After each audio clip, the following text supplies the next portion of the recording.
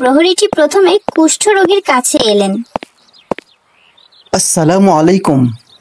ওয়ালাইকুম আসসালাম। হে কুষ্ঠরোগী, কোন জিনিস তোমার কাছে বেশি প্রিয়?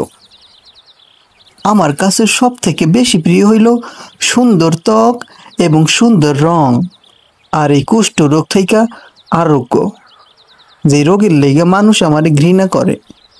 প্রহরী তখন তার পকেট থেকে একটি মলম বের করলো। মলমটি বের করে কুষ্ঠরোগীর গায়ে লাগিয়ে দিলে সাথে সাথেই কুষ্ঠরোগীর শরীর থেকে সমস্ত কুষ্ঠরোগ দূর হয়ে যায়। আল্লাহর অশেষ দয়ায় লোকটির কুষ্ঠরোগ দূর হয়ে গেল এবং লোকটি তখন খুব খুশি হলো নিজের সুন্দর ত্বক দেখতে পেয়ে। তখন ছদ্মবেশী প্রহরী তাকে জিজ্ঞাসা করলো, কোন সম্পদ তোমার কাছে অধিক প্রিয়? ওটা আমার অধিক প্রিয়। তখন প্রহরীটি তাকে 10 মাসের গর্ভবতী একটি উট দান করলেন এবং প্রহরী দোয়া করলেন, আল্লাহ তোমার ধন সম্পদে বরকত দান করুন।